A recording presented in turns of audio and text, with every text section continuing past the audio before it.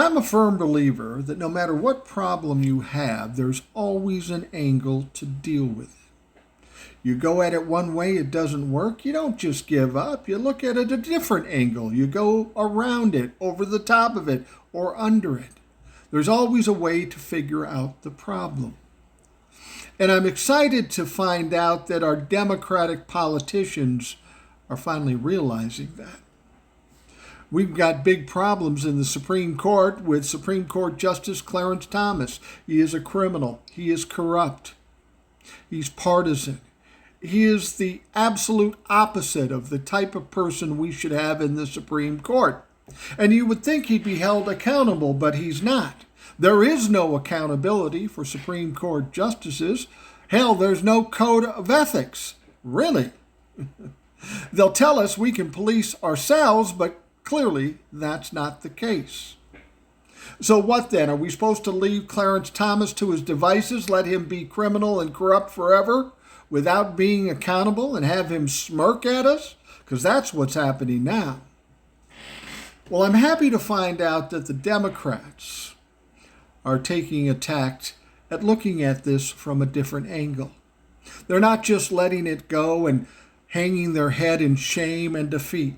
They're still going after it, but they're coming at it from a different direction, and I think this is a very smart idea. While apparently you can't do anything to Clarence Thomas given the circumstances, they instead are now going after his billionaire Nazi-loving benefactor BFF, Harlan Crow. You see, he's not a Supreme Court justice. He's a regular guy, except for being a billionaire. But he's not subject to the freedoms that the Supreme Court justices apparently have. He has to follow laws and norms. So now the Democrats are going to Harlan Crow and saying, listen, you are required to make a list of all the gifts you've given Clarence Thomas over the past 20 years. Anything above $416, which is the limit you can gift a Supreme Court justice. Now, of course, Harlan Crow will use his billions to try to distract, delay, and divert. But we know how that's worked for Donald Trump.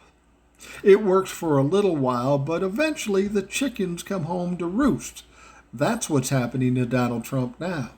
And that's what will happen to Harlan Crow. It might be a year down the road, but it's going to happen. He doesn't have the protections like a Supreme Court justice has. So we may be able to get to Clarence Thomas by way of his sugar daddy, and that's good.